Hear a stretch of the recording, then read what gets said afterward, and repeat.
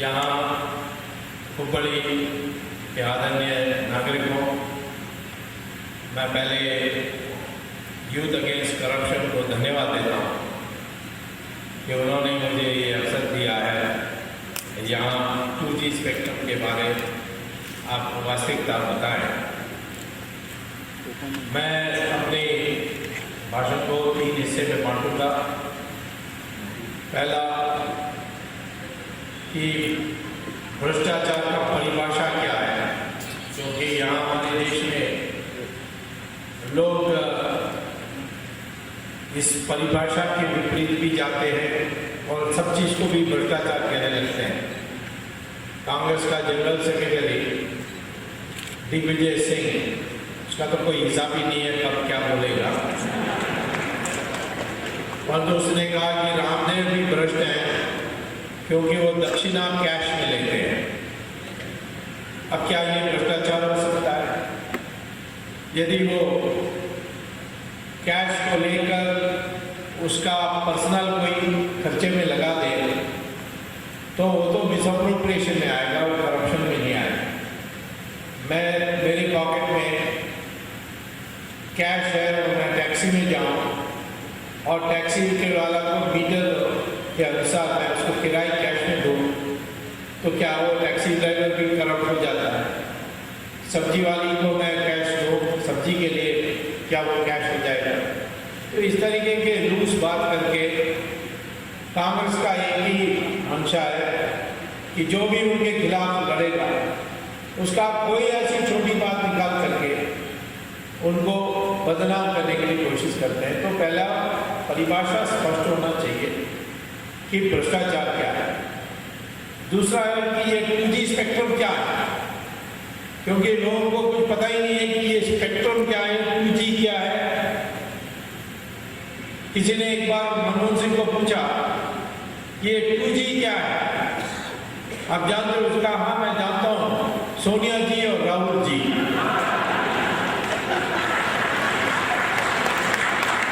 उससे ज्यादा उनको जानने की भी जरूरत नहीं है। तो इसकी क्या परिभाषा है ये मैं पहले बताना चाहता हूँ कि इस 2G स्पेक्ट्रम के माने क्या है और उसमें घोटाला किस प्रकार हुआ, भ्रष्टाचार किस प्रकार हुआ, ये मैं बताने की कोशिश करूँगा। और आखिर में मैं ये बताऊंगा कि इसका इलाज क्या है और इलाज इसलिए ढूंढना है कि ये बुरा क्या है इसमें।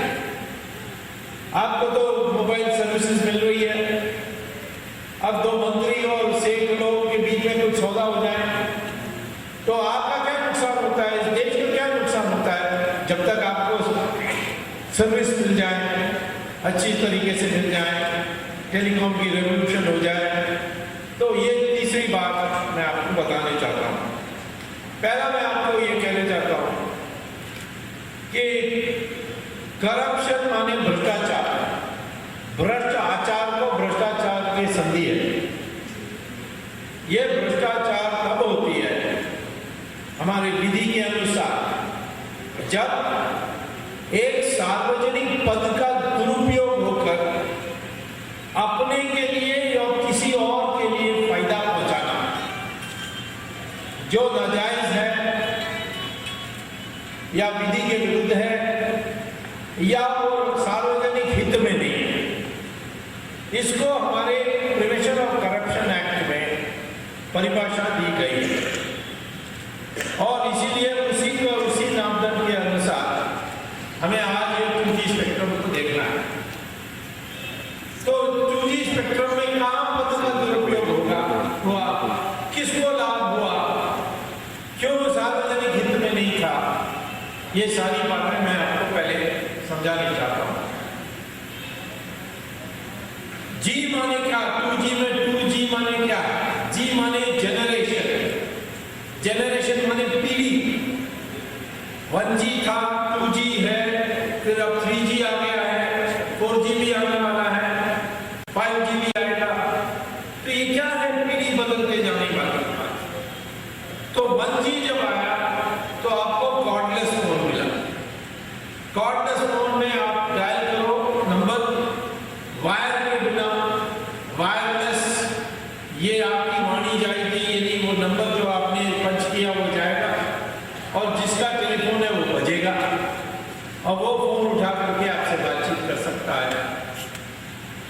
इसमें और कुछ नहीं कर सकते हो, सिर्फ टेलीफोन कर सकते हो तार के बिना। इसको 1G कहते हैं। और इसकी जो वायरलेस में जो हवा आकाश में जो आपकी वाणी जाएगी वो साइकिल में जाती है, लंबी साइकिल। उस एयरवेव्स को 1G में कहते हैं। 2G माने सेलुलर फोन, मोबाइल फोन। उसमें आप फोन में उठाकर डायल करोगे, वायरलेस मानिए कोई तार नहीं होगी, उसके अनुसार आपकी दूसरे की जिसके पास मोबाइल सेट है वो घंटी बजेगी, परंतु SMS भी भेज सकोगे, ईमेल भी भेज सकोगे, चित्र भी भेज सकोगे। और इसका जो साउंड वेव है वो ज़्यादा साइकिल में जाती है। फिर तीसरी पीढ़ी 3G, उसमें आप फोन कर सकते हैं, आप SMS भेज सकते हैं, ईमेल भेज सकते हैं, चित्र भेज सकते हैं, और आप वीडियो भी भेज सकते हैं आपका। जैसे आप फोन कर रहे हो तो जो उठाएगा वो देखेगा, वो आपको देख सकता है और आप उसको देख सकते हैं। ये 3G में है। 4G में और भी एडिशनल इंफॉर्मेशन, मोटे मोटे 700-800 पेज की पन्ने के डॉक्यूमेंट्स भेज सकेंगे। और इसका जो 3G का उसमें और भी साइकिल्स होते हैं और ये सारे आकाश में उसको भेजना है और इस आकाश में टक्कर ना हो जाए, इसीलिए उसको आकाश को बांटना होता है। और जो भी हिस्सा आप बांटोगे, जो भी चैनल बनाओगे, उसका नाम स्पेक्ट्रम होता है। और ये स्पेक्ट्रम में और भी चीज़ें, डिफेंस मिनिस्ट्री की भी वायरलेस चलती है, दूसरे देशों की भी होती है।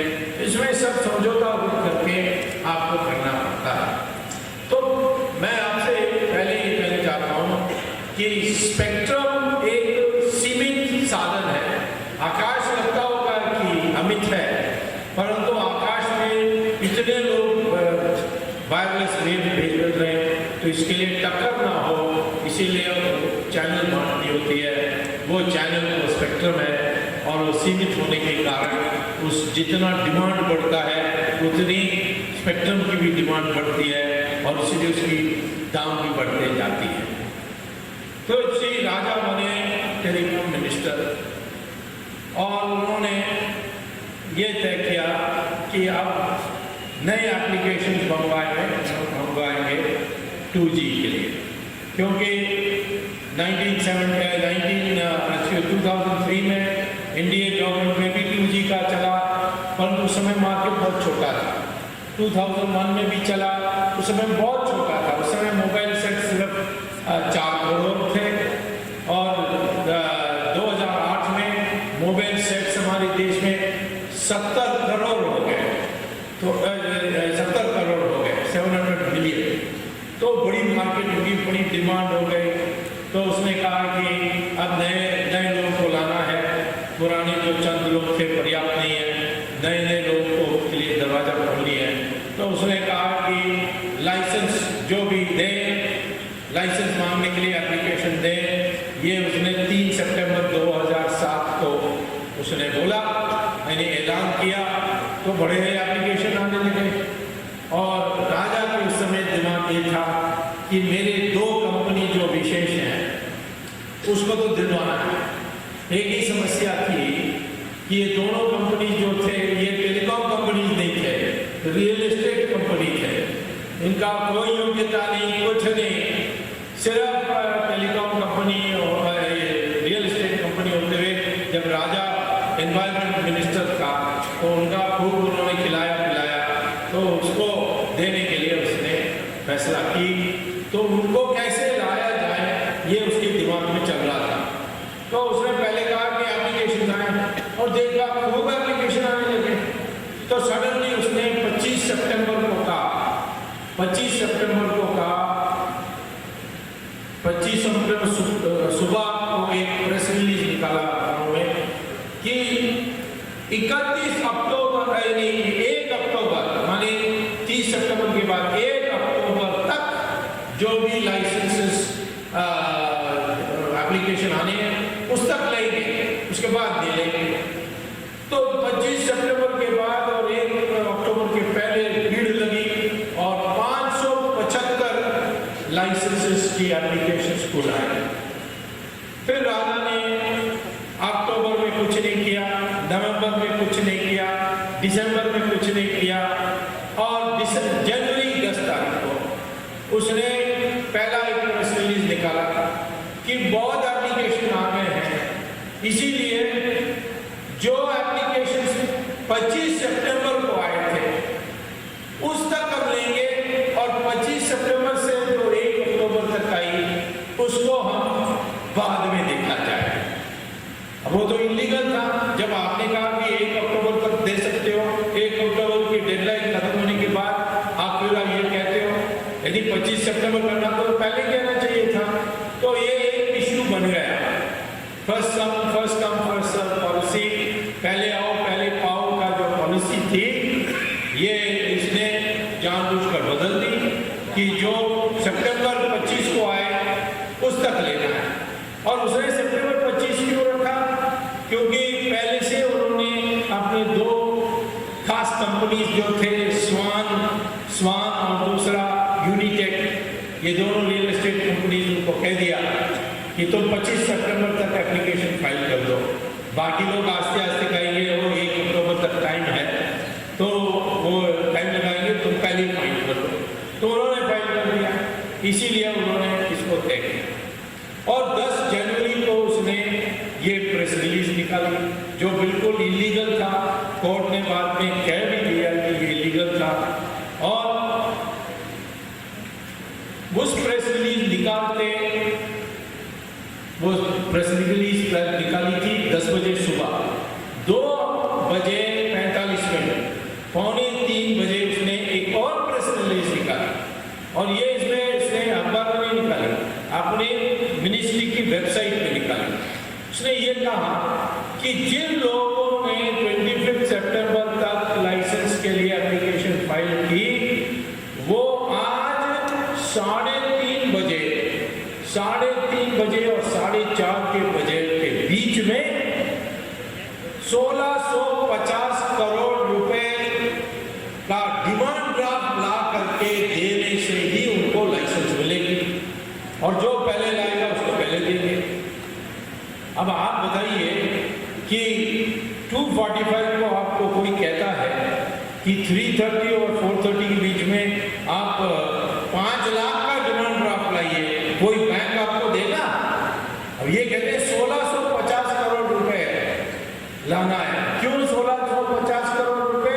क्योंकि 1650 करोड़ रुपए स्पेक्ट्रम का दाम था 2001 में और ये 2008 में 2001 का दाम के लिए वो घोषणा कर रहे हैं। अब ये 3:30 बजे और 4:30 बजे के बीच में कैसे लाएंगे? परंतु फिर भी 9 कंपनीज को पहले ही पता था कि राजा ऐसा लिखने वाला है, ऐसा प्रेस रिलीज निकालने वाला है। उसमें स्वान और यूनिटेक के जो मालिक थे वो तो राजा का कमरा ही में बैठे थे उस समय जब ये प्रेस रिलीज निकली।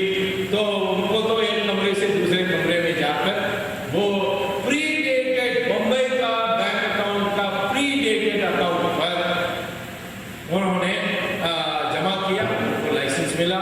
टाटा के पास भी पहले से था, उसको भी लाइसेंस मिल गया, रुइया को भी मिल गया, सिस्टमा को भी मिल गया, कई लोगों को मिल गया, 9 लोगों को, वीडियोकॉन को भी मिल गया, 9 लोगों को ये लाइसेंस मिली। बाकी सारे 575 वालों में सब रिजेक्टेड क्योंकि उनके पास खबर नहीं थी, तो 3:30 बजे और 4:30 बजे के बीच में डिमांड ड्राफ्ट नहीं ला सके। तो इस तरीके से उसने फ्रॉड किया और 2001 के नाम तय करके, किसने तय किया ये बहुत बड़ा रहस्य बाद में आएगा भी, परंतु उसने तय किया, ऐलान किया और उसने लाइसेंस के लिए इन लोगों को, इस 9 लोगों को दिया। तो इसमें घोटाला तो ये प्रोसीजरल घोटाला तो था ही, परंतु जो मुख्य बात कि 2008 में जब 70 करोड़ मोबाइल फोन्स थे तो स्पेक्ट्रम का दाम बढ़ गया था 1650 करोड़ से 1600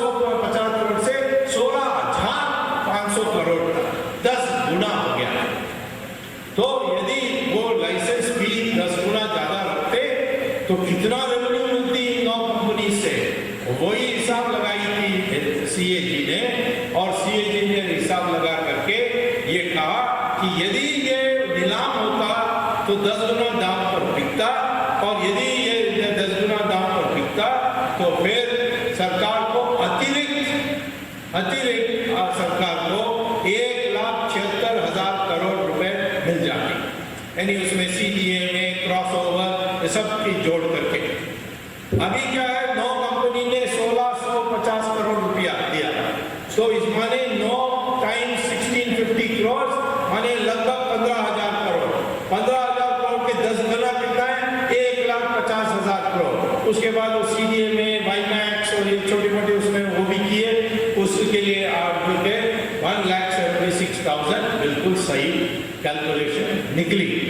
अब कपिल सिब्बल ने कह दिया ये तो जीरो है, ये जीरो लॉस का है, ये पता नहीं सीएजी ने कैसा कह दिया। लोगों ने कपिल सिब्बल को गाली दिया, कहा कि ये क्या बोल रहा है। मैंने कहा बेचारा वो तो जीरो से आगे गिन भी नहीं सकता है, इसीलिए क्यों उसको बुरा कहते हो। अभी दिल्ली में अर्थक्वेक हो गया, प्रधान क्योंकि ये साइंस टेक्नोलॉजी मिनिस्टर है, मीटरोलॉजिकल डिपार्टमेंट के नीचे है, तो उन्होंने फोन किया कपिल सिब्बल को, कहा कि अर्थक्वेक हो गया दिल्ली में, बाप रे बाप कितने रिक्टर स्केल का था। उन्होंने कहा जीरो, जैसे सब जगह जीरो, यहाँ भी जीरो ही था। तो सिब्बल तो कुछ भी बोल सकते हैं और उल्टा सुल्टा बोलते हैं, बाद में कटाक्ष होती है संस्कृत लोग से, जो इतना बेशरम है वो रिजाइन करके जाएगा नहीं, पर आगे देखेंगे इसका। अभी ये छोटा उस्ताद है, बड़े उस्तादों को पहले पकड़ ले, इसके बाद छोटे उस्तादों को। मुझे कांग्रेस वाले कहते हैं कि तुम तो सिर्फ कांग्रेस वालों को ही पकड़ने में लगे हो, ये बीजेपी वालों को क्यों नहीं पकड़ते। तो मैंने कहा देखो, मैं सरकार में नहीं, मैं एक व्यक्ति हूँ जो अपने साधन पर, अपने होशियारी से, अपनी बुद्धि से ये सब कर रहा हूँ। मेरे इस सीमित शस्त्रों के साथ मैं कर रहा हूँ, और मैं जानता हूँ कि तुम सरकार में हो, इसीलिए अपने ऊपर केस कभी नहीं डालोगे, तो इसीलिए मैं केस डाल रहा हूँ आपके ऊपर। बीजेपी वालों ने किया है, कौन रोक रहा है आपको उनके ऊपर केस डालने के लिए। मैं तुम्हारे काम करूँ, तुम्हें तनख्वाह मिले, आराम करे, और मैं सारा काम करूँ। मुझे सीबीआई के डायरेक्टर बना दो, मैं सबको पकड़ लूंगा एक दिन में। तो इसीलिए मुझे कहते हैं इसको भी पकड़ो, उसको भी पकड़ो। मैं कहा मेरे पास समय है, यही जो है ये मेरा पूरा समय लेता है। फिर दौरा करता हूँ, लोगों को मिलता हूँ, मैं तो राजनीतिज्ञ हूँ, तो मुझे तो दौरा करना ही है। इस सब समय में मैं एक को पकड़ के आ रहा हूँ, और एक को पकड़ के अंत तक ले जाऊंगा, किसी को छोड़ने वाला नहीं हो, तो बहुत ऊपर जाने वाला है। तो ये हुआ कि दाम तय हुआ 2001 में, और लाइसेंस मिली 9 लोगों को, और उन्होंने खूब लोगों ने कमाया, क्योंकि जिन लोगों को लाइसेंस मिली उन्होंने सर्विस नहीं शुरू किया, उन्होंने जाकर विदेशी कंपनी को बेच दी। जैसे ये स्वान कंपनी और ये यूनिटेक है, स्वान ने बेच दी एटिसलाट को, और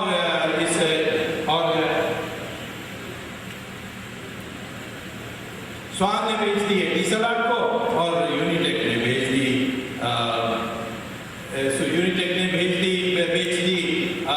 टेलीनॉर को, जो नॉर्वेजियन कंपनी है। इन दोनों कंपनी के बाद हमारे होम मिनिस्ट्री ने, जब वो शिवराज पाटिल थे मंत्री, तब उन्होंने लिखकर दिया था ये दोनों कंपनी हमारे लिए अच्छा कर रहा है, यानी हमारे लिए राष्ट्रीय सुरक्षा का खतरा कंपनी का है, क्योंकि एटिसलाट पाकिस्तान के कंट्रोल में है, ISI के कंट्रोल में है, और यदि ये बेचकर यहाँ हिंदुस्तान के अंदर आ जाएंगे, तो ये हिंदुस्तान के अंदर आ जाने के बाद यहाँ ISI के लोगों को टावर लगाने के लिए, इक्विपमेंट लगाने के लिए, कंपनी चलाने के लिए आपको घुसा देंगे। तो इसीलिए इनको आने नहीं देना चाहिए। फिर भी राजा ने लाइसेंस दिया, और इनको अनुमति दिया कि लाइसेंस लेते ही जाकर बेच दो। कितने गुना पर बेचा? 8 गुना दाम पर बेचा। लाइसेंस मिला 1650 करोड़ रुपए में, उन्होंने खर्चा सरकार को दिया 1650 करोड़, और उस लाइसेंस को बेच दी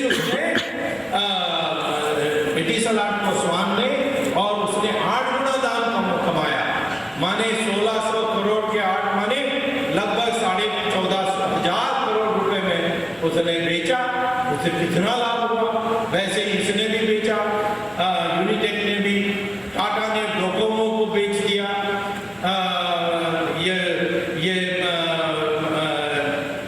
रुइया ने बेच दिया वोडाफोन को, और किसी ने सिस्टेमा को बेच दिया, किसी ने रशिया का कंपनी को बेच दिया, किसी ने बारेन की कंपनी को बेच दिया। सबने 8 गुना 9 गुना, टाटा ने तो 13 गुना कमाया, क्योंकि टाटा के पास पहले से बनी हुई टावर्स थी, इक्विपमेंट थी, सब थी। ये स्वान के पास कुछ नहीं था, सिर्फ जमीन था और कुछ नहीं था, और यूनिटेक के पास भी जमीन था और कुछ नहीं था। तो उनको 8 गुना मिला, टाटा को 13 गुना मिला, किसी को 20 गुना मिला। तो इस कुल मिला करके इन लोगों ने खूब कमाया। तो ये कंपनी बड़े प्रसन्न हुए और उन्होंने राजा को रिश्वत में पैसा दिया। रिश्वत में कितना पैसा दिया? 60,000 करोड़ रुपए, 60,000 करोड़ रुपए। अब ये साइकिल में आता था, 15 साल पहले मैंने देखा है मद्रास में, साइकिल में घूमता था। ये छोटा शहर पेरम्बलूर से है, साइकिल में वो छोटा मोटा वकील था, उसको उठा करके इस पद में बैठा दिया इसने, और सोनिया गांधी को 36,000 करोड़ रुपया दिया। अब माने कि सोनिया गांधी असली रहनुमा थी राजा की, इसलिए प्रधानमंत्री को भी हिम्मत नहीं हुई राजा को कहने के लिए। चिट्ठी लिखा प्रधानमंत्री ने कि नीलाम करो, उसने चिट्ठी जवाब दिया राजा ने, है तो कौन होता है मुझे पूछने वाला, मैंने फैसला कर दिया है कि इसको हम इसी दाम पर देंगे, और ये चुपा है प्रधानमंत्री। तो अब लोग कहते हैं प्रधानमंत्री को भी पकड़ के अंदर करो ना, मैंने कहा तो ये चल जाएगी तो कौन आएगा इसकी जगह में? राहुल बुद्धू आएगा, उससे हमारा जो और बुरा हाल होगा। तो अभी इसी को रहने दो, जब यूपीए को साथ उखाड़ सकते हैं तो उस समय मनमोहन सिंह भी चले जाएंगे, कोई इतराज नहीं, पर अकेला इसको भेजना हम नहीं करेंगे, क्योंकि इसके जगह में कौन आएगा वो मुझे पता है। इसीलिए देश के हित में उसको अभी रहने में कोई हर्जा नहीं। तो ये 36,000 करोड़ सोनिया गांधी को दिया, फिर तो 36,000 करोड़ और 15,000 करोड़ जोड़ो तो हो गया 51,000, और फिर उसमें जोड़ो 4,000 राजा का हिस्सा, 55,000 करोड़ रुपया।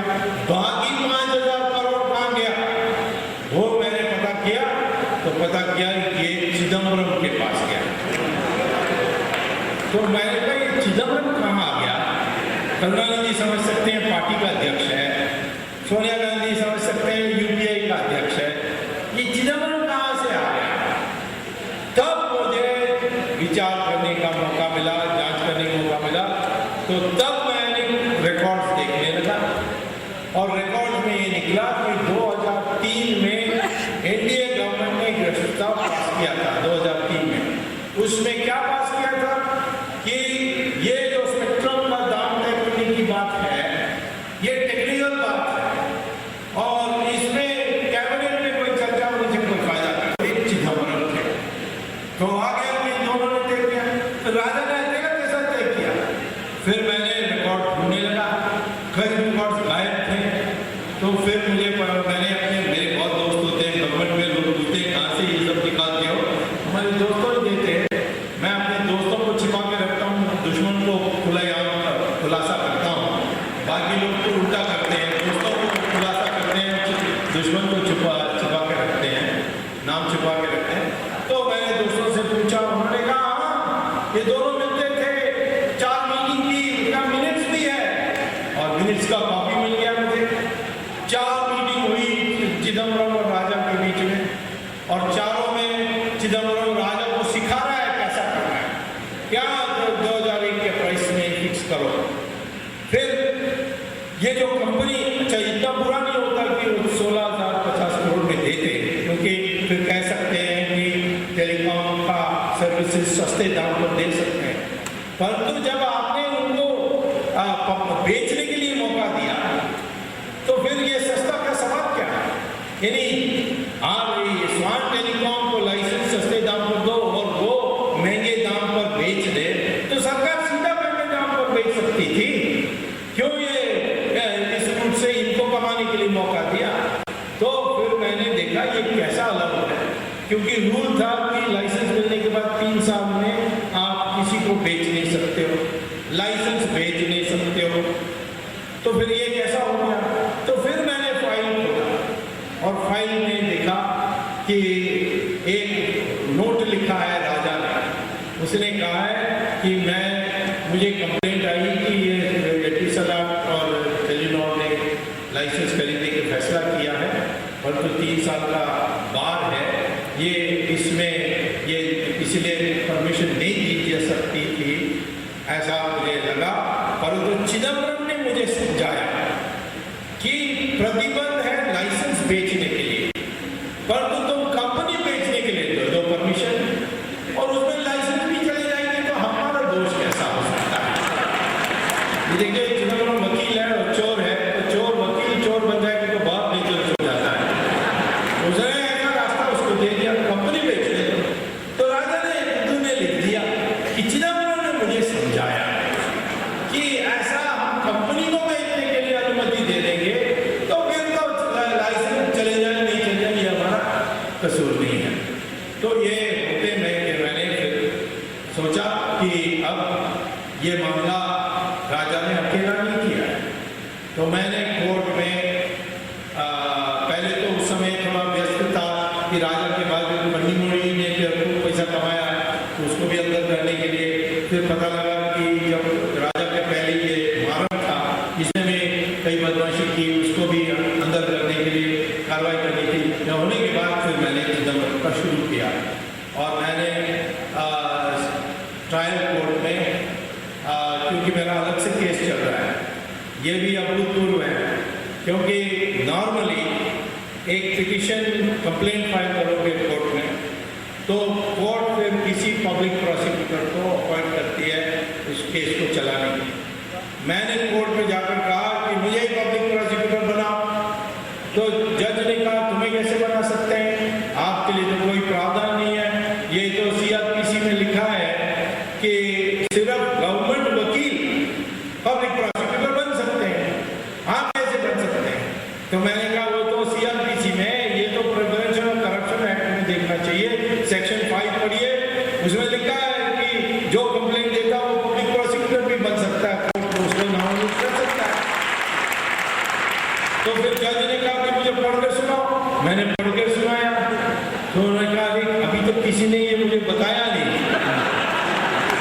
हमारे देश में कानून बहुत है ऐसा, इसीलिए हम अन्नाधारी को कहते हैं नए कानून बने जन लोकपाल में बहुत अच्छा, पर तो वो बनने तक चुप नहीं बैठना है। इसी के कानून आज के वर्तमान विधि व्यवस्था में कार्रवाई कर सकते हैं, आस्ते भले वो पर कर सकते हैं, वो भी करते जाना चाहिए। ये मैंने उनसे कहा था, उन्होंने माना नहीं जन लोकपाल दिन आने तक हम अनशन करेंगे, ये करेंगे वो करेंगे। इतना फर्क है हमारी और अन्ना हजारे की कि हम समझते हैं कि आज के वर्तमान कानून में भी हम कार्रवाई कर सकते हैं। तो मुझे पब्लिक प्रोसिक्यूटर बना दिया। मेरे केस में CBI अलग से चला रही है और मैंने कहा कि हम डुप्लीकेट नहीं करेंगे, CBI राजा को प्रोसिक्यूट करना तो मैं राजा के लिए प्रोसिक्यूशन अभी रोक कर रखा हूँ, क्योंकि मैंने कहा CBI का क्या करता देखता हूँ, और CBI को छोड़ दे तो मैं अपना उसमें जोड़ देता हूँ। तो CBI ने चिदम्बरम को छोड़ दिया। क्यों छोड़ दिया? क्योंकि चिदम्बरम साहब होम मिनिस्टर हैं और CBI के सारे ऑफिसर IPS हैं, उनका कॉन्फिडेंशियल रिकॉर्ड जो प्रमोशन के आधार बनती है वो सब होम मिनिस्ट्री तय करती है। चिदम्बरम खुद लिखता है, सबका करियर खराब कर सकता है। तो ये सारे CBI ऑफिसर्स कहते हैं ये तो महादुष्ट आदमी है, ये इससे हमें छुटकारा मिलने के बाद इसको हम सबक सिखाएंगे। आप किसी तरीके से कोर्ट में इसका नाम अपराधियों में डाल दीजिए, आरोपियों में डाल दीजिए, फिर हम पूरा काम करेंगे। तब तक हमारे करियर का सवाल है, हम कुछ नहीं कर सकते। ये हाल है CBI की। तो मैंने जाकर कंप्लेंट दिया और जज को दिया, कहा कि चिदम्बरम को हाजिर कराओ और उसको सह-आरोपी बनाओ। तो बहुत लंबी बहस चली, 1 महीने चली, 4-5 हियरिंग्स हुए, दस्तावेज सारे मैंने पेश की और जज ने चिदम्बरम को सभापति बना नहीं सकते। अब क्यों था ये अभी मैं बताऊंगा, परंतु मैंने सुप्रीम कोर्ट में जाने का फैसला किया। 16 मार्च को इसकी सुनवाई सुप्रीम कोर्ट में हुई। अब ये कभी हमारी विधि व्यवस्था में होती है। मैंने लाइसेंस कैंसिल करने के लिए मांगा था दिल्ली हाईकोर्ट से, दिल्ली हाईकोर्ट ने रिजेक्ट कर दिया मेरा पिटीशन को। फिर मैं सुप्रीम कोर्ट गया, वहाँ जीत गया। फिर मैंने राजा के खिलाफ मुझे सैंक्शन प्रधानमंत्री नहीं दे रहे, इसलिए प्रधानमंत्री को नोटिस भेजिए, वो मैंने हाईकोर्ट को कहा, उन्होंने रिजेक्ट कर दिया था। सुप्रीम कोर्ट गया, सुप्रीम कोर्ट ने प्रधानमंत्री को नोटिस भेज दिया। तो इसीलिए इसमें कोई निराश होने की बात नहीं है कि इसने ट्रायल कोर्ट ने ऐसा क्यों किया। तो मैं सुप्रीम कोर्ट में जा रहा हूँ, गया हूँ सुप्रीम कोर्ट में 16 तारीख को बहस करूँगा। क्या बहस करूँगा? अब देखिए, ये ट्रायल कोर्ट का जज का मंशा क्या था मैं नहीं जानता हूँ। उन्होंने 70 पैराग्राफ की ऑर्डर दी, उसमें 68 पैराग्राफ मेरे फेवर में, आखिर में वो कुछ और कहते हैं। ये 68 पैराग्राफ में कहते हैं कि स्वामी ने सिद्ध कर दिया, मोटी बात मैं बता रहा हूँ, सिद्ध कर दिया कि राजा ने अकेला फैसला नहीं किया, तो चिदम्बरम के साथ मिलकर के दाम तय किया 2001 का, जैसे 2003 की कैबिनेट रेजोल्यूशन के अनुसार ये दोनों मिले, 4 बार मिले और चारों बार चिदम्बरम ने जिद किया कि 2001 का दाम होना चाहिए। ये स्वामी ने सिद्ध कर दिया, पहली बात उसने कहा।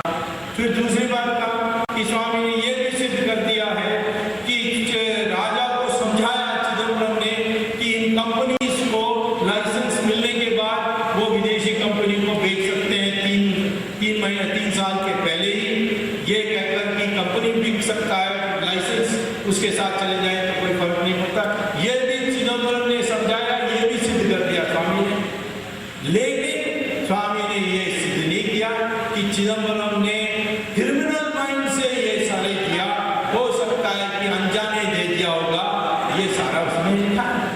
अब मुझे आश्चर्य होता है, ये तो कहाँ से, पता नहीं क्यों इन्होंने ऐसा लिख दिया। हो सकता है कुछ और भी कारण हो सकते हैं, क्योंकि क्रिमिनल लॉ में मंशा, जो उसको मंजरिया कहते हैं, मंजरिया, ये सिद्ध कब करोगे? ट्रायल में करोगे। पहले उनको बुलाना होगा, उसकी क्रॉस एग्जामिनेशन होगी, विटनेसेस आएंगे, सबूत और पेश होंगे। अभी तो प्राइमा फेसी स्टेज में सिर्फ ये दिखाना है कि हाँ चिदम्बरम ने अपराध किया होगा राजा से मिलकर। वैसे राजा को अपराधी माने गए, उसके नाम पर केस भी जमा है और चार्जेस भी फ्रेम हो गए। इतना ही दिखा, ये तो जज खुद मांग रहा है कि मैंने दिखा दिया कि जहां अपराध हुआ और दोनों इकट्ठे थे, दोनों एक मन के थे, तो हो गया प्राइमा फेसी केस। अब तो आगे कन्विक्शन के लिए, ट्रायल के लिए और उसको सजा देने के लिए जब ये शुरू होगी, तब मुझे बताना होगा कि इसने जानबूझकर किया, जानते हुए कि गलत है। ये सब तो उस पर करना है। और प्रिवेंशन करप्शन एक्ट में सेक्शन 13(1) डी पार्ट 3, इसमें लिखा है कि यदि एक सार्वजनिक पद में, any person in public office, यदि वो किसी और को लाभ पहुंचाने के लिए कोई कदम उठाता है और ये राष्ट्र हित में नहीं है, ये सार्वजनिक हित में नहीं है, जनता के हित में नहीं है, तब वो अपराधी है और 7 साल की सजा उसको मिलनी चाहिए। ये लिखा है प्रिवेंशन करप्शन एक्ट में। इसमें क्रिमिनल माइंड का सवाल ही नहीं है, इसीलिए तो अलग से एक्ट बनी है। जब मर्डर होता है तो दिखाना पड़ता है कि इसने जानबूझकर उस मंशा के साथ इसकी हत्या की, ये दिखाना होता है, बलात्कार में दिखाना होता है। परंतु वो तो सारे आईपीसी में है और सीआरपीसी के अनुसार चलती है ट्रायल। तो आईपीसी के जो ऑफेंसेस हैं उसमें मेंजरिया माने दिमाग में ये था उसका, ये अपराध करने का ये दिखाना होता है। और ये मुश्किल है करप्शन केस में, इसीलिए तो अलग से करप्शन एक्ट बनी। और करप्शन एक्ट में ये कहा है कि यदि पद का जो सार्वजनिक पद में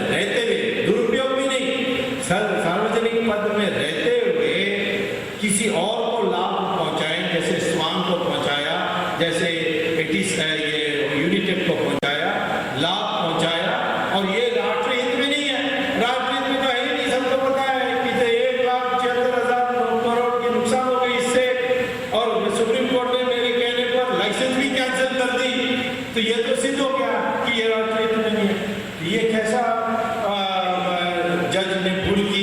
क्या भूल करने के लिए कोई दवा होती मैं नहीं जानता, बट सुप्रीम कोर्ट में तो मैं पूरा विश्वास करता हूँ कि ये चिदम्बरम को तिहाड़ जेल बनाने की जाने की रास्ता बन जाएगी। अब तिहाड़ जेल का सुप्रीमेंट ने मुझे कंप्लेंट भेजा है। उसने कहा है ये स्वामी जो है ये सिर्फ मद्रासियों को जेल भेज रहा है। तो मैंने कहा तुम्हें क्या बुरा है? तो कहा कि वो आते हैं यहाँ पे मसाला डोसा मांगते हैं, इडली मांगते हैं, हमारी बावर्ची को बनाना जानता नहीं है, परेशान हो गया हो तो दुखी है। मैंने कहा कल कोई इटालियन महिला को भेजो पिज्जा मांगेगी तो क्या होगा?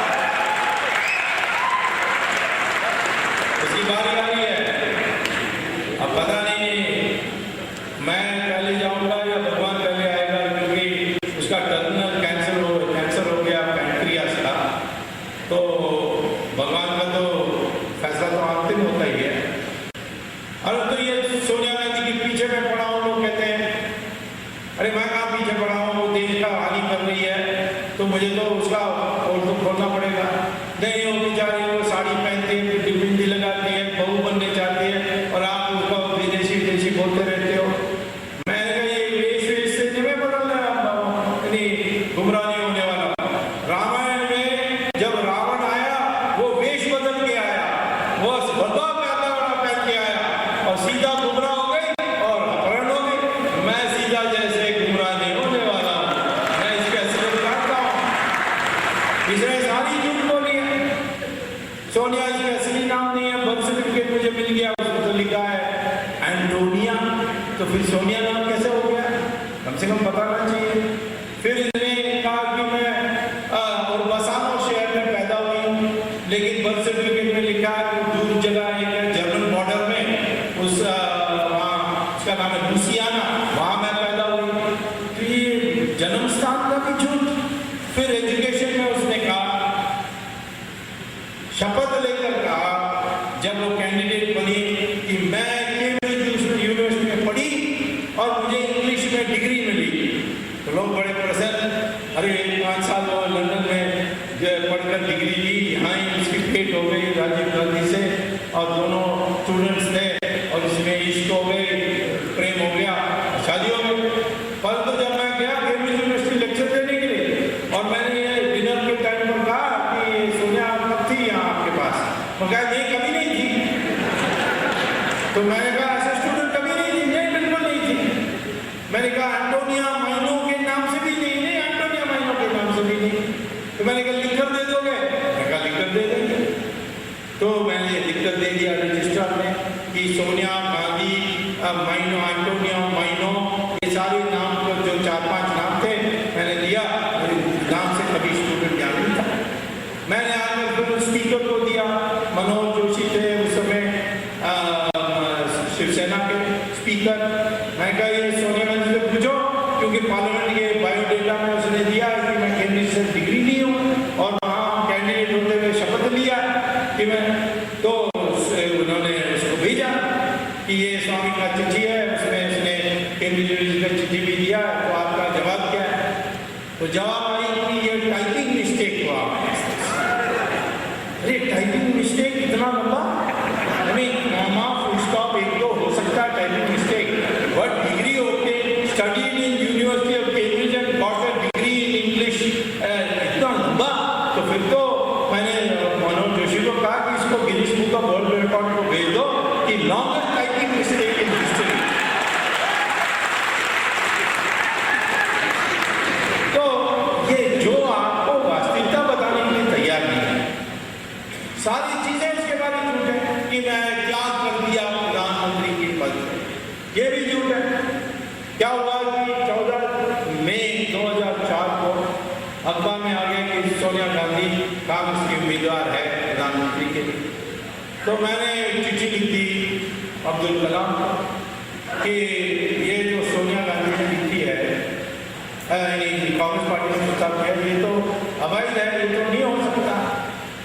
और इसमें section 5 proviso section 5 of the citizenship act में एक बंधन है इनके ऊपर। तो मैंने इनको लिख दिया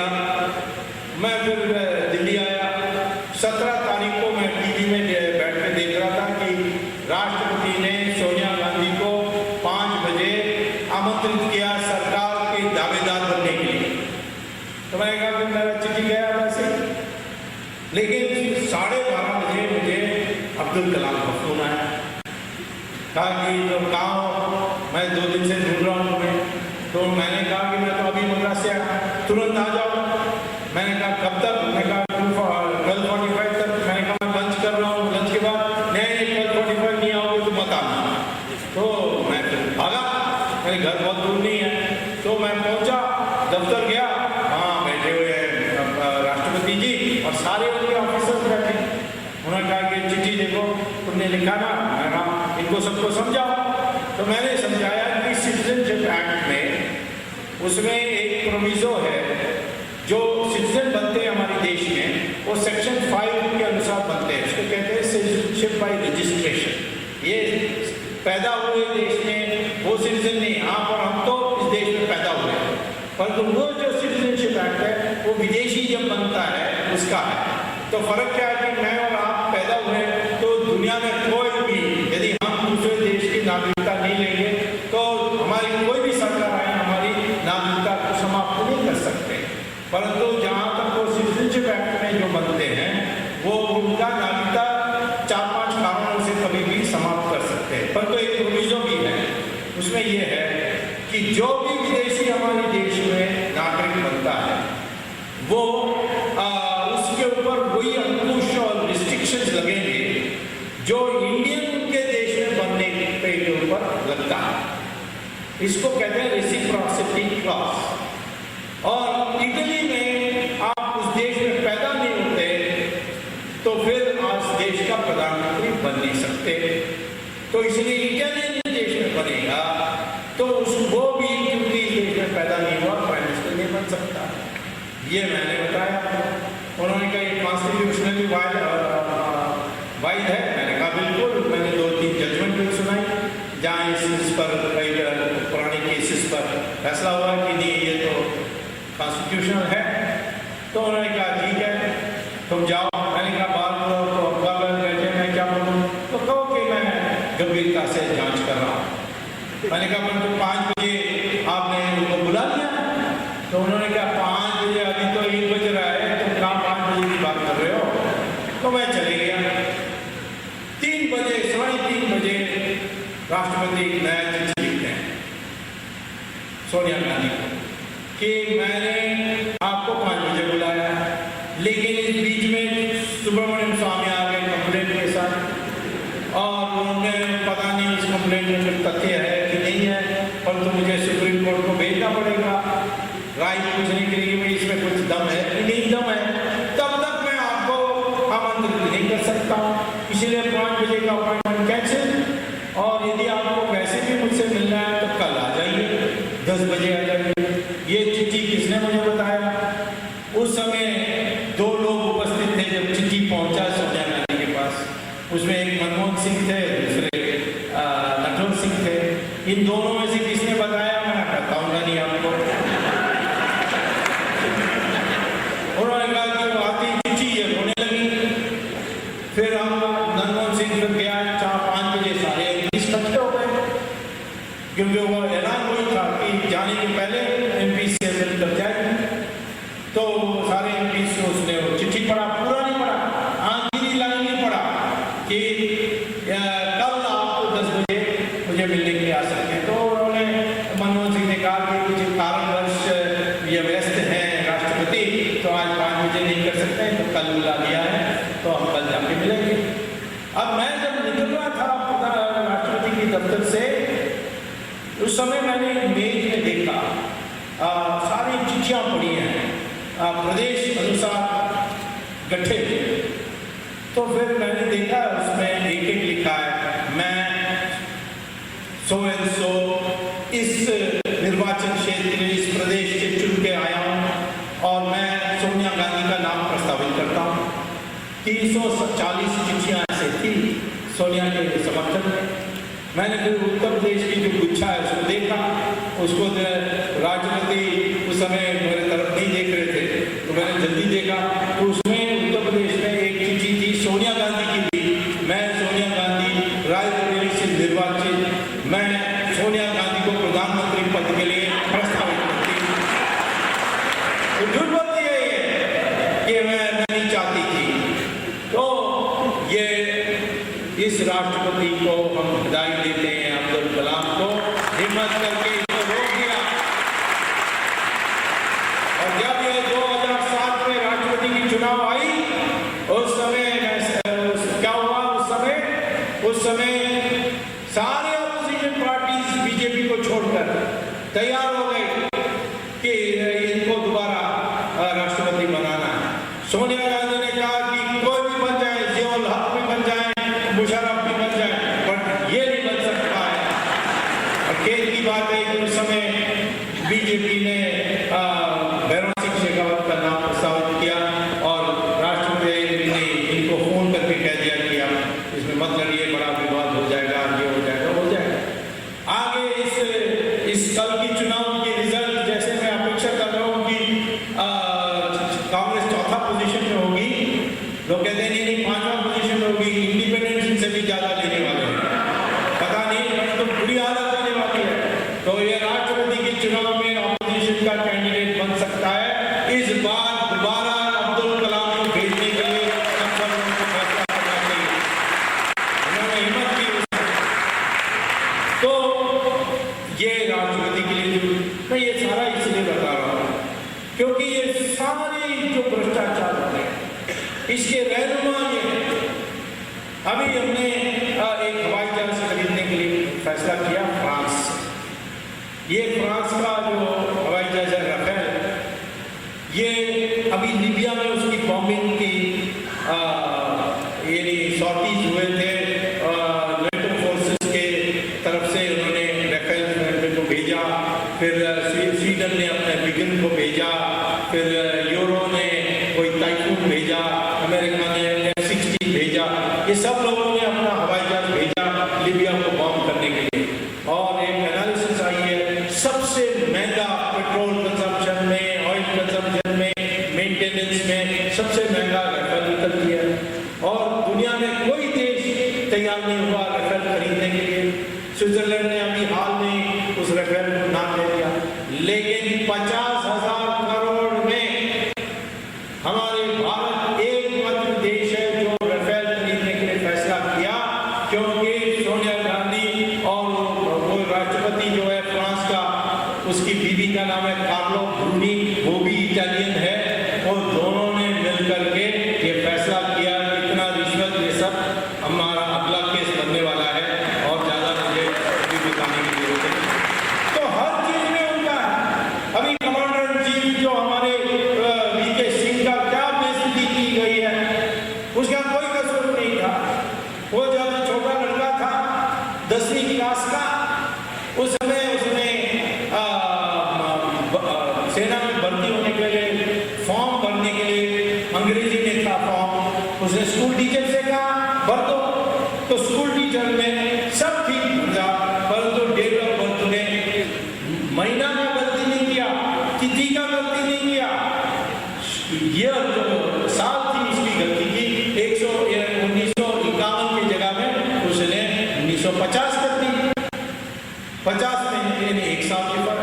ये जब भर्ती हुआ तब मिलिट्री ने पूछा तुम्हारा डेट ऑफ बर्थ बताओ, और स्कूल उस तक उसने 10th क्लास पास कर ली थी। वो उस समय उसको मैट्रिक कहते थे, मैट्रिक का सर्टिफिकेट भेजो, मैट्रिक सर्टिफिकेट 1951 में किया, और 1951 बर्थडे तो इस साल उसको रिटायर नहीं होना है। लेकिन ये बड़ा ईमानदार कमांडर चीफ था, इसने कोई भ्रष्टाचार होने नहीं दिया। सुखना का जमीन का घोटाला हुआ, सब बड़े ऑफिसर्स को उसने छुट्टी कर दी। तो इतने सारे परचेजेस की थी, उसमें कमीशन कमाने की बात थी, उसमें उसने नाम कहते गए। तो इसको इस सवाल उठा के झूठा बना करके उसने ये 1950 की डेट करा के इसको अगले मास में, मई मास में उसको रिटायर कर रहे हैं। यानी वो अगले साल रिटायर हो रहा है। तो क्या होता है, जो अभी बनाने के लिए फैसला हुआ है विक्रम सिंह, वो नहीं बनता। विक्रम सिंह कांगो में गया था, उसका वहां नाम खराब, कश्मीर में गया उसका वहां नाम खराब, उसके बेटी ससुर बहू है वो तो पाकिस्तानी है। तो ये सारे होते हैं, इसको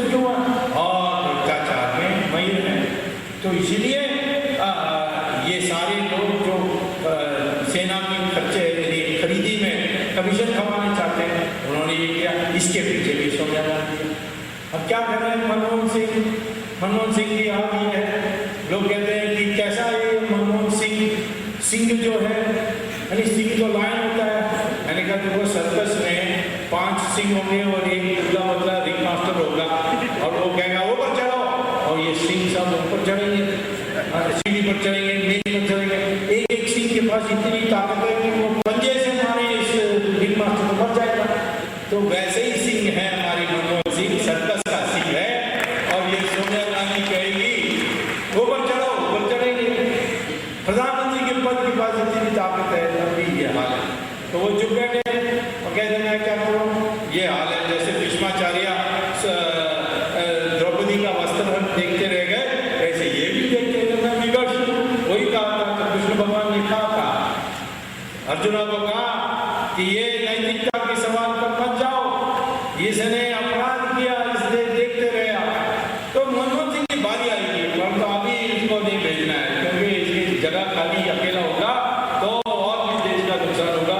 अभी रहने दो, इससे यूपीए और भी नीचे जाएगी और चुनाव में अगले चुनाव में चली जाएगी, या हो सकता है कि ये यूपी के रिजल्ट बहुत बुरे आएंगे तो राष्ट्रपति अपना विपक्ष का बन जाएगा।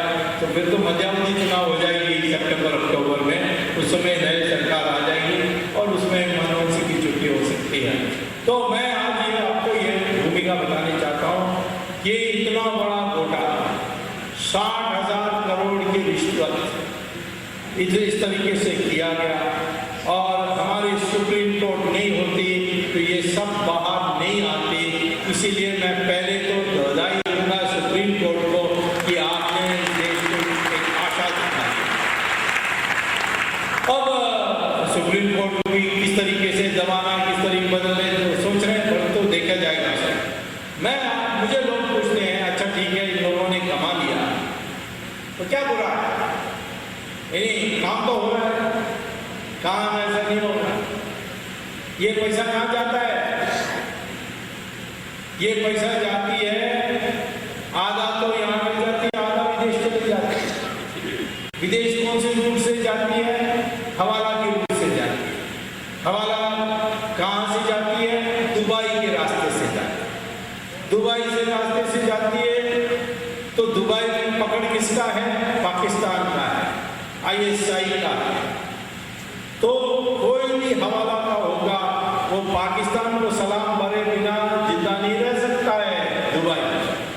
तो पाकिस्तान की ISI को सब पता है कि कौन से मंत्री का कितना खाता है, कौन सी बैंक में है, कब जमा हुआ है, ये सारी विवरण ये हवाला वाले दे देते हैं पाकिस्तान।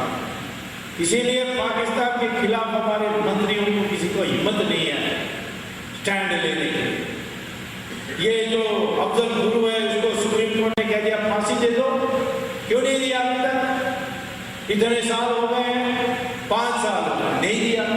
डरे हैं कि भाई हम करेंगे तो फिर पाकिस्तान हमारी बैंक अकाउंट का खुलासा कर देगी, फिर हम लोग खत्म हो जाएंगे। ये ब्लैकमेल हो रहे हैं हमारे मंत्री सारे पाकिस्तान से।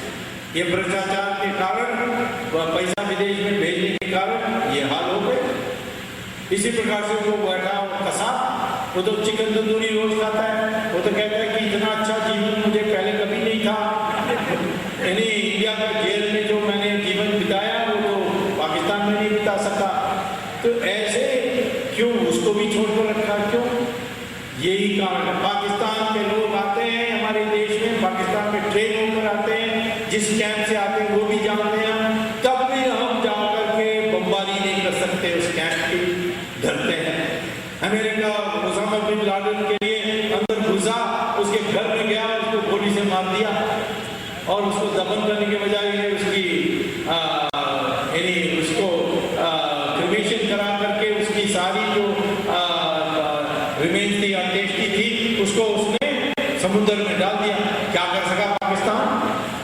हम क्या दाऊद इब्राहिम को ऐसे नहीं पकड़ सकते? नहीं डरते हैं, क्योंकि पाकिस्तान क्या कर देगा हमारा। तो पहला कमजोरी है, तुम्हारे नेता सब कमजोर हो जाते हैं। भ्रष्टाचार को ये मत समझिए कोई सौदा है, राजनीतिकों को इलेक्शन लड़ना है इसीलिए उसको पैसा देना है, जब पैसा की जरूरत होती है। ये तो मैं कहता हूँ किसी हालत में ये जो गुप्त रूप से पैसा जमा होती है ये बड़ा डेंजरस है। दूसरा है, ये पैसा आज हमारी महंगाई के कारण है, क्योंकि गवर्नमेंट ने एक नई पॉलिसी बना दी कि जो एग्रीकल्चर का जो उत्पादन है उसमें फॉरवर्ड ट्रेडिंग हो सकती है, माने उसको आप खरीद सकते हो आज और कल के दाम का आधार पर बेचने के लिए तैयार हो सकते हो, उसको फॉरवर्ड ट्रेडिंग कहते हैं। तो आज क्या होता है कि जिनके पास कैश है वो जाते हैं होलसेल मार्केट में, थोक बाजार में, और किसान को कहते हैं लो पैसा, मैं तुम्हारी खरीदी तुम्हारी उत्पादन दे दो, उसको लेकर कोल्ड स्टोरेज में रखते हैं, शॉर्टेज हो जाती है, हमारे देश में बढ़ती जा रही है ग्रोथ रेट 8% 9% की हम ऐलान करते हैं, तो फिर ये शॉर्टेज कैसे हो सकती है सब्जी की, तेल की, चीनी की, ये क्योंकि है ये जमाखोर लोग उसको पैसे के आधार पर उसको खरीद लेते हैं और उसको रख देते हैं और फिर दाम बढ़ती है, दाम बढ़ने के बाद ऊपर जाकर उसको बेचते हैं। अब सितंबर में बेच दिया थोड़ा दाम कम है, यानी नवंबर में बेच दी तो दाम आज कम है, और कल फिर ऊपर जाएगा नीचे जाएगा, जैसे ऊंचाई को कमा सकते हैं। आज जो महंगाई का सीधा कारण है भ्रष्टाचार है, तो ये अपना ऊपर असर है।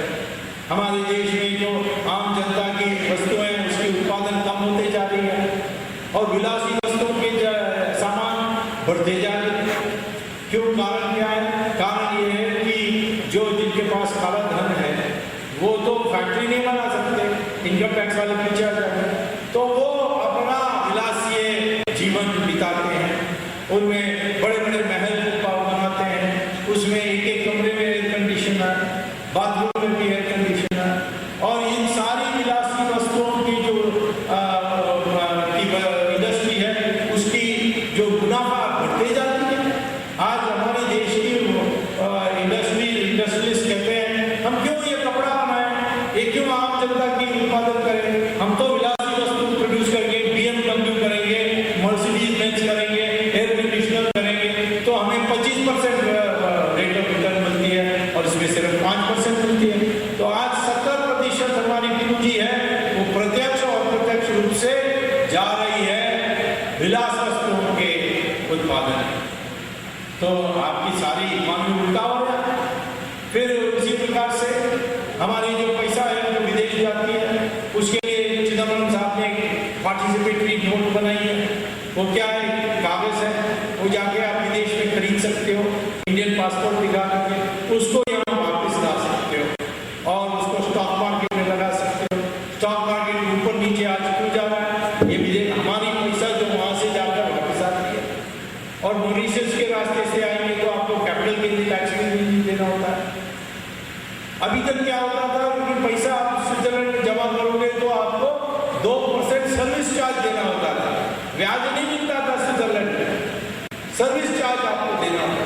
अब उनको क्या हो गया कि पैसे को उस रूट से लाओ और अब क्लीन व्हाइट मनी बन जाती है और स्टॉक मार्केट में लगा करके खूब कमाओ, और स्टॉक मार्केट को भेड़ा कर दिया। मिडिल क्लास जीवन सत्यानाश हो गया है इस काम से। तो एक तरफ आपकी राष्ट्रीय सुरक्षा की समस्या और ये पार्टिसिपेटरी नोट के अनुसार के कारण आज टेररिस्ट भी स्टॉक मार्केट में पैसा कमा रहे हैं।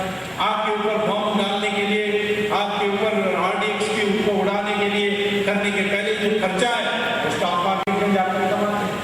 हमारी स्टॉक मार्केट ही टेररिस्ट को फाइनेंसिंग कर रही है, ये हमारे नेशनल सिक्योरिटी एडवाइजर ने इंटरनेशनल कॉन्फ्रेंस में कहा है। तो इतनी व्यापक असर है भ्रष्टाचार का कि ये देश डूब जाएगी यदि हम इसको मिटाएंगे नहीं। और मिट सकता है, ये मत सोचिए कि भ्रष्टाचार मिट नहीं सकता है। इसके 2 स्तर पर हमें काम करनी है। पहला स्तर है कि जो यानी भ्रष्टाचार करते हैं उनको पकड़ना चाहिए, उनको अंदर करना चाहिए, उसके लिए मेहनत करनी पड़ेगी, करेंगे तो असर पड़ेगा। और ये शुरुआत हो गई है। दूसरा है कि हम ऐसे यंत्र का उपयोग करें जिसमें विवेक अधिकार ऑफिसरों का ना हो। जैसे रेलवे रिजर्वेशन में पहले स्टेशन मास्टर को खुशामद करो, फिर उसके बाद टिकट कलेक्टर को खुशामद करो, कभी आपको मेरिट पर वेटिंग पीरियड के अनुसार आपको रिजर्वेशन नहीं होती थी। फिर ये कंप्यूटराइजेशन के कारण आज भ्रष्टाचार रिजर्वेशन में न्यूनतम हो गई, यानी है बहुत कम हो गई। तो इसी प्रकार से लैंड रिकॉर्ड्स मांगने के लिए आपको ऑफिसर को बख्शीश देना होता था, आज वो इंटरनेट से आप डाउनलोड कर सकते हैं। तो यंत्रों से भी हो सकता है, परंतु लंबे काल के लिए क्या था कि हमारे देश 1600 साल पहले माना जाता था कि 16 साल से 600 साल तक, इस 1000 साल की पीढ़ी में जब हमें थोड़ा कुछ दस्तावेज है, उसके अनुसार दुनिया के सबसे ईमानदार देश मानी जाती है। चाइना से आए फासियन 400 AD में हमारे यहाँ संस्कृत के ग्रंथ को इकट्ठा करने के लिए बौद्ध धर्म पर, और उन्होंने पुस्तक लिखा कि एक बात है हिंदुस्तान के बारे, यहाँ की जनता दुनिया के सबसे ईमानदार लोग हैं। क्यों है? क्योंकि वहाँ अपने घर से बाहर निकलते हैं तो घर का ताला नहीं लगाते। हम कोई सामान उनके घर में छोड़ के आ जाए तो फिर हमारी पीछा कर करके वापस करते हैं। यही 700 साल के बाद आए युआन छांग ने चाइना से यही कहा, फिर वास्को ड गामा आया, उसने भी यही कहा कि सबसे ईमानदार देश। फिर अमेरिका से मार्क ट्वेन आया, उसने भी यही कहा 400 साल पहले। अब ये इतनी ईमानदार देश इतनी भ्रष्ट कैसे हो गए, ये हमें सोचना है। हम ईमानदार इसलिए थे क्योंकि हमारी जो सिद्धांत थी, हमारी जो संस्कृति थी, उसमें पैसे के आधार पर हमने समाज में प्रतिष्ठा पा नहीं सकते थे। हमारे देश में जो सबसे ज्यादा समाज में प्रतिष्ठित व्यक्ति थे वो ज्ञानी होते थे, और उनका पास कोई शस्त्र नहीं था, उनके पास कोई धन नहीं था, उनके पास कोई जमीन नहीं था। ऋषि भृगु ने एक बार कहा था ऋषि भारद्वाज को कि समाज को स्थिर करना है तो विकेंद्रीकरण करना है।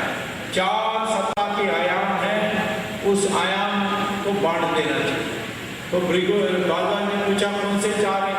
उन्होंने कहा पहला सत्ता का हिस्सा है ज्ञान, ज्ञान से सत्ता मिलती है, सत्ता की शक्ति मिलती है। दूसरा है शस्त्र, तीसरा है धन, चौथा है जमीन यानी भूमि। ये 4 हैं, इनको ऐसा बांट देना चाहिए किसी व्यक्ति के पास एक से ज्यादा नहीं होना चाहिए। जिसके पास ज्ञान है उसके पास शस्त्र नहीं होना चाहिए, उसके पास भूमि नहीं होना चाहिए, उसके पास धन नहीं होना चाहिए। उसी को ब्राह्मण कहा है। ब्राह्मण वो नहीं है जो ब्राह्मण घर में पैदा हुआ, ब्राह्मण है जो अनुशासन कर उस अनुशासन के साथ चलता था। ज्ञानी होना चाहिए, उसके पास कुछ शस्त्र नहीं होना चाहिए, उसके पास कोई धन नहीं होना चाहिए, उसके पास कोई जमीन नहीं होना चाहिए। वो होता था ब्राह्मण। आज हो गया ब्राह्मण जो ब्राह्मण घर में पैदा होता है, माँ बाप ब्राह्मण है ब्राह्मण। तो ऐसा होता तो फिर वेद व्यास कैसे महर्षि माने जाते होते थे? वेद व्यास की माँ तो मछुआरा थी और उन्होंने महाभारत लिखी। वैसे ही वाल्मीकि को कहते हैं कि उनके माँ बाप दलित थे, वो महर्षि बने, रामायण लिखी। और कालिदास ये तो जंगल में घूमते थे, पेड़ को शाखा को काटते थे, और उन्होंने बाद में बने कवि और महर्षि बन गए। इसी प्रकार से विश्वामित्र कहाँ ब्राह्मण घर में पैदा हुए, वो तो क्षत्रिय घर में पैदा हुए, परंतु ऋषियों के ऋषि बने विश्वामित्र। तो हमारे इसमें कभी जन्म से नहीं था। ये श्री कृष्ण भगवान कहते हैं गीता में, गुण से बनता है मरना, और यही सब जगह में कहा जाता है। किसी ग्रंथ में पढ़ लीजिए, कभी जन्म से नहीं है, विकृति है ये जन्म से जुड़ गई। हमारे देश में जवाहरलाल नेहरू को पंडित कहते थे, ये तो केम्ब्रिज यूनिवर्सिटी में 3rd क्लास में पास हुआ था। पंडित कहना था तो डॉक्टर अम्बेडकर को कह सकते थे। उसको केम्ब्रिज यूनिवर्सिटी से, कोलंबिया यूनिवर्सिटी से PhD मिली इकोनॉमिक्स में। लंदन से उसको बैरिस्टर की डिग्री मिली। वो पढ़े लिखे थे, उन्होंने पुस्तक लिखी, वो ज्ञानी थे, उसको ब्राह्मण मान सकते। कालिदास यानी वाल्मीकि को मान सकते तो अम्बेडकर भी मान सकते।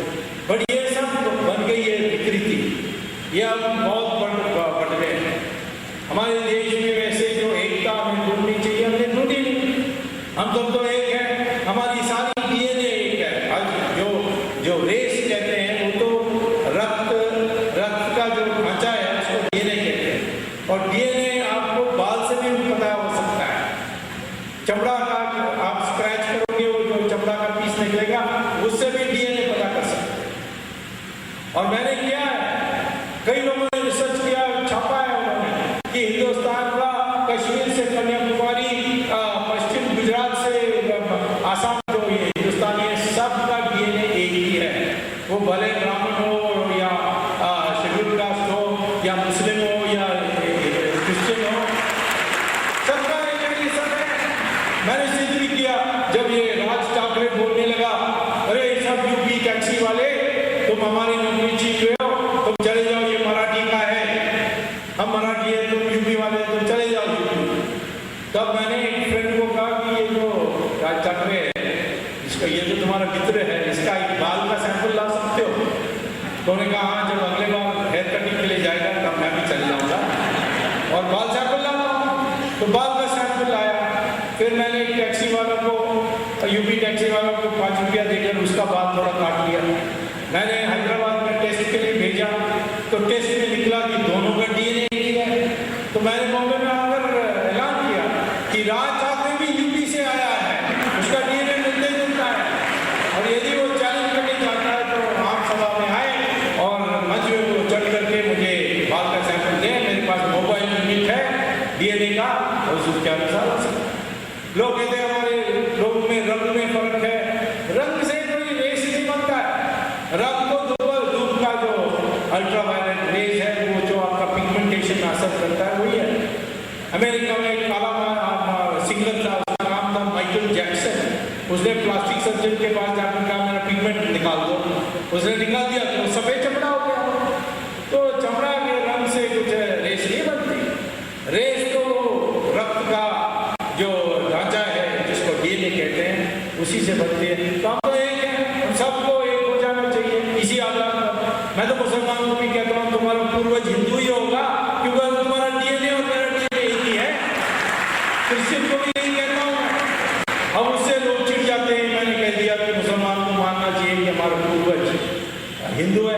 अरे तुम्हारा पूर्वज हिंदू नहीं है तो क्या है, गोरी और गजनी है क्या?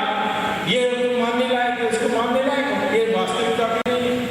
तो मुसलमान और हिंदू को एक करने के लिए, एक परिवार करने के लिए यही होगा कि इस देश में हिंदू रहते हैं या जो जिनका पूर्वज हिंदू है, ये इनको हम देश का वासी मान सकते हैं।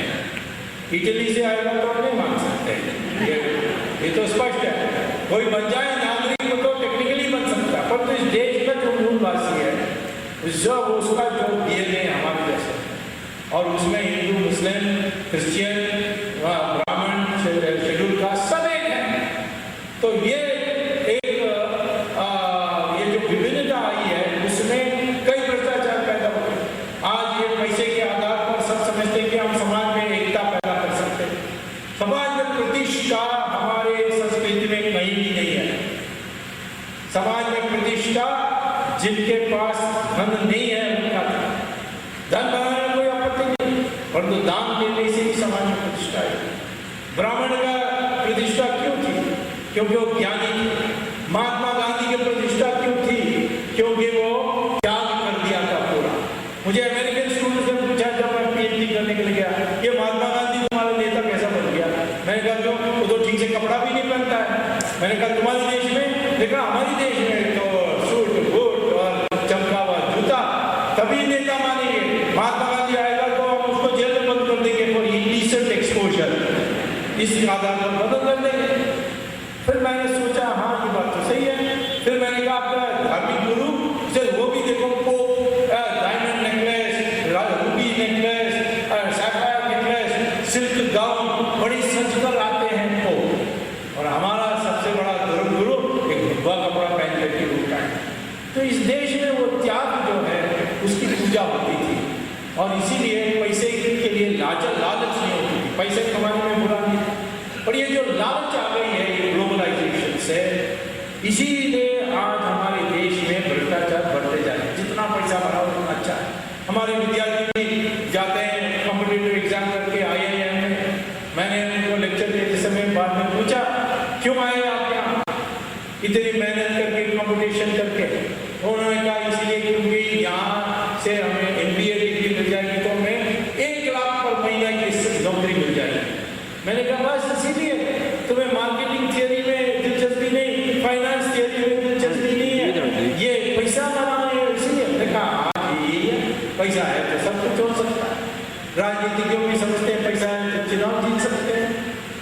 ये बात सब सही नहीं है। तमिलनाडु में लोगों ने दिखा दिया, करुणानिधि ने एक बोर्ड को 6,000 रुपया दिया था, लेकिन लोगों ने 6,000 रुपया भी दिया और खिलाफ भी वोट दिया।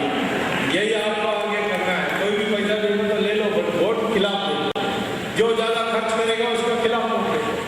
हमारे देश में वो जो सनातन धर्म की मूल्य है वो दोबारा स्थापित हो जाए कि हमारे देश में पूजा उन्हीं का जो त्याग करते हैं समाज के लिए, जो जितना सरल रहते हैं उसी का ये हो जाएगा तो दीर्घकालीन के लिए हमारे देश में भ्रष्टाचार मिट सकती है। जैसे पहले थे हम दुनिया के सबसे ईमानदार देश, ऐसे ही होंगे। आज मैं कह रहा हूँ कि यही हम देख रहा हूँ कि अमेरिका में भी लोग ये सोचने लगे हैं कि हिंदुस्तान यही सिखाता है कि समन्वय होना चाहिए, भौतिकवाद और आध्यात्मिकता, तभी सुखी होंगे। एक उनका बहुत मशहूर एक्ट्रेस, उसका नाम उसका नाम है जूलिया रॉबर्ट्स, उसको ऑस्कर मिली हुई है, करोड़ों रुपए कमाए। वो इंडिया आई शूटिंग के लिए और कहा मुझे एक आश्रम ले जाओ, तो ले गए। वहाँ स्वामी जी ने पूछा क्या प्रॉब्लम है आपका? कहा कि मैंने तो करोड़ों रुपए कमाया, ऑस्कर्स पाए और तुम्हें दिल में शांति नहीं है, मैं क्या करूँ? तो उसको 10 दिन रहने बोला, उसको प्राणायाम सिखाया, उसको योगा सिखाया, फिर भगवद गीता की शिक्षा दी और उनको सारी हमारी धर्म की मूल बातें बताई। वो इतनी प्रभावित हुई और कही कि मैं इतनी सुखी हो गई कि वापस अमेरिका गई, प्रेस कॉन्फ्रेंस किया उसने और उसने पति को भी खड़ा किया, बच्चों को भी खड़ा किया प्रेस कॉन्फ्रेंस में और कहा कि आज से मैं, मेरे पति और बच्चे सब हिंदू बन गए, यही एक रास्ता है और कोई हो सकता है दूसरे धर्म से भी होगा, परंतु हमारा एक धर्म में बड़ा स्पष्ट है कि त्याग की पूजा किसी धर्म में ओपनली होती है। यानी जो अपने ही त्याग करते हैं, यानी अपने को दूसरे के नुकसान करने के लिए त्याग नहीं, परंतु अपने की उदाहरण प्रस्तुत करते हैं, उन्हीं की पूजा होने वाली धर्म है। इसीलिए सब जगह में हम देख रहे हैं श्री रविशंकर के आश्रम में बड़े बड़े विदेशी, जब साईं बाबा थे तो खूब बड़े बड़े थे, मनस में शांति ढूंढने के लिए आते।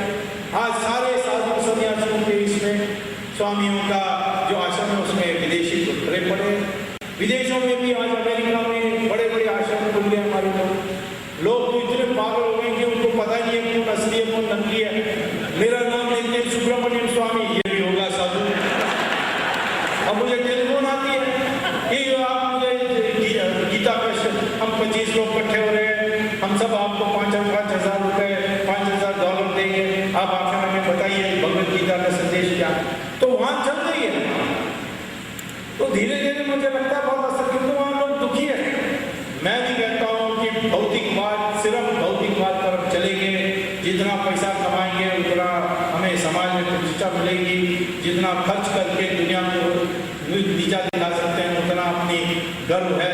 ये जो सारी संस्कृति है ये भ्रष्टाचार को आगे ले जाएगी। इसको मिटाने के लिए, भ्रष्टाचार को मिटाने के लिए आज से हम लोगों को जरूर पैसा कमाना चाहिए, जरूर अपने जीवन का थोड़ा सुख के लिए देखना चाहिए, परंतु उसी समय ध्यान में रखना चाहिए कि लालच ना हो जाए और अपने जो देश के जो मूल सिद्धांत है और जो मूल मूल्य हैं उसके लिए हम करेंगे। यदि ऐसा होगा तो निश्चित तौर पर हम भ्रष्टाचार को दीर्घकालीन मिटा सकते हैं। जहाँ तक आज प्रक्रिया शुरू हो गई इसमें अब कोई रोक नहीं सकता और मैं भी चुप नहीं होने वाला हूँ। मैं तो सोने वाला नहीं हूँ जब तक ये सारे पूंजी वाले अंदर चले जाएंगे। और इसके बाद एयर इंडिया का भी घोटाला बाकी है, CWG का भी बाकी है और लोग कहते हैं मुझे इसके बाद जर्मन के बाद कौन आएगा। मैंने कहा कि थोड़ा टारगेट प्रैक्टिस चाहिए तो मैं वड्रा को लाऊंगा, नहीं तो सीधा खत्म करना है तो सीधा सोनिया के पास पहुंचूंगा। तो ये वड्रा कल बेहोश हो गया, पता नहीं उसके बाद समाचार आ गई, मैं उसके पीछे पड़ा हूँ, पता नहीं।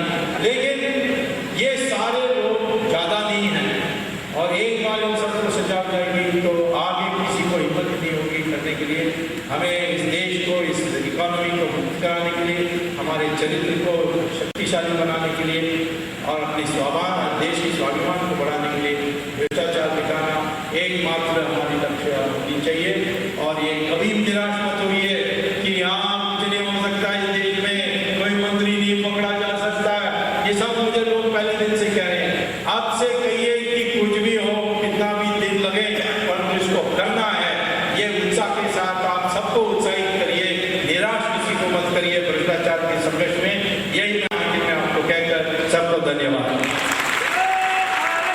Thank you so much, Dr. Swami. Now we have open session where we are seeking one or two questions. It is a testimony to Doctor's popularity that he being a Janata Party president, and now we have a business people, intellectuals, doctors, academicians, and people from other political parties like BJP. We have Prahlad Joshi and Shalavi and Janata Dal. Mr. Goretti is there. So this is a conglomeration of like-minded people, I can say. I will like to have one or two questions only. If anybody interested, kindly. Hello. Mike. मेरा नाम विजय पवार है, दिल्ली का रहने वाला हूँ और जब से मैंने आपका पहला स्पीच सुना है तब से मैं आपका फैन हो गया हूँ। और मेरा क्वेश्चन ये है कि सर आपने सबके बारे में बताया, आपने ऑलरेडी इसके बारे में बात कितने दिन के लिए? पता नहीं थोड़े दिन। Yes sir. सो और उसको ऐसे पोर्ट्रेट किया जा रहा है कि वो सोनिया गांधी का दामन नहीं, पूरे देश का दामन, और वो जो भी एयरपोर्ट पे जाता है उसको सिक्योरिटी चेक नहीं है।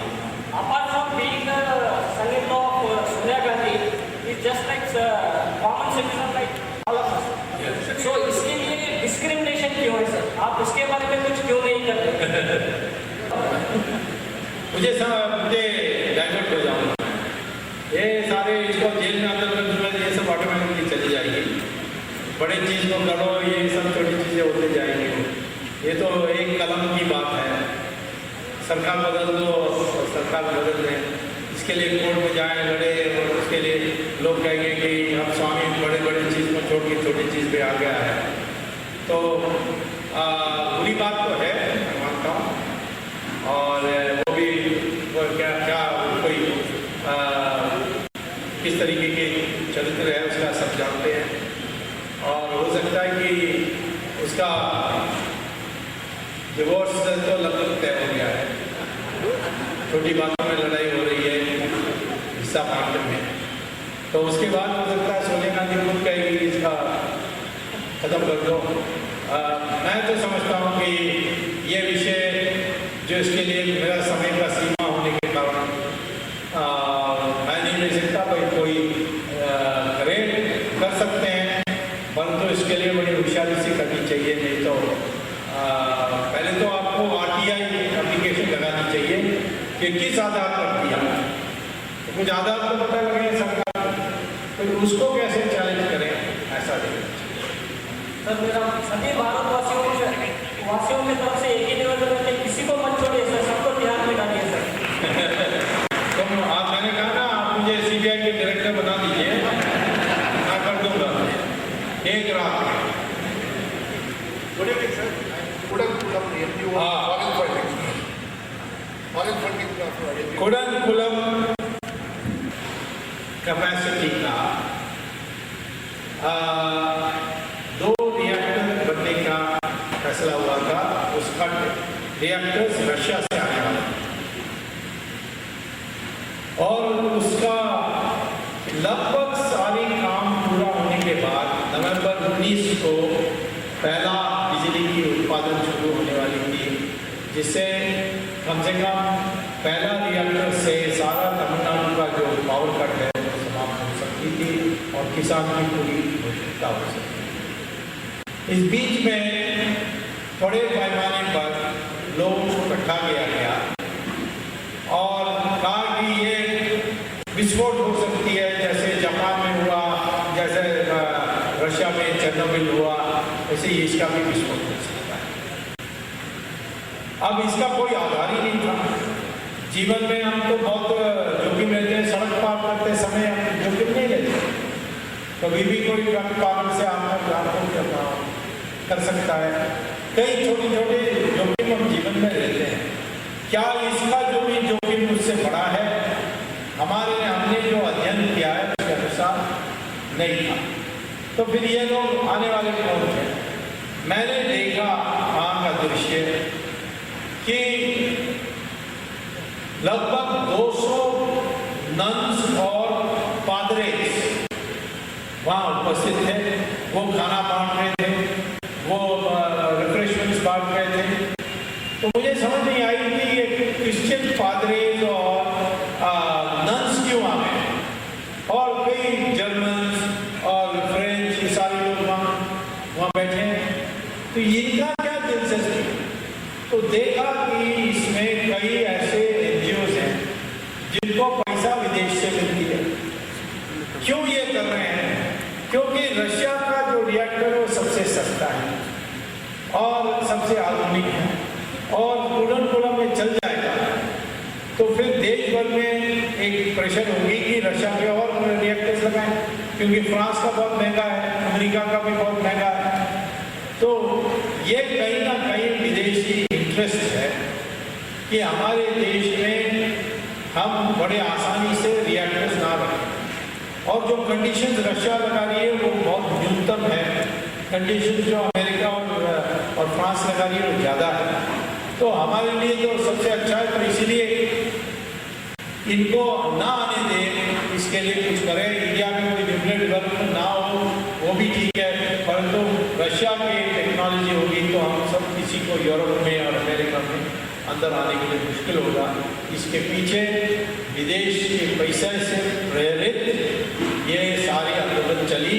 मैं सितंबर मास में ही मैंने ये कह दिया था, लोगों ने कई लोग मेरे ऊपर नाराज हुए कि अनाप शनाप आरोप लगाते हैं, परंतु अभी प्रधानमंत्री ने भी यही बात कही है।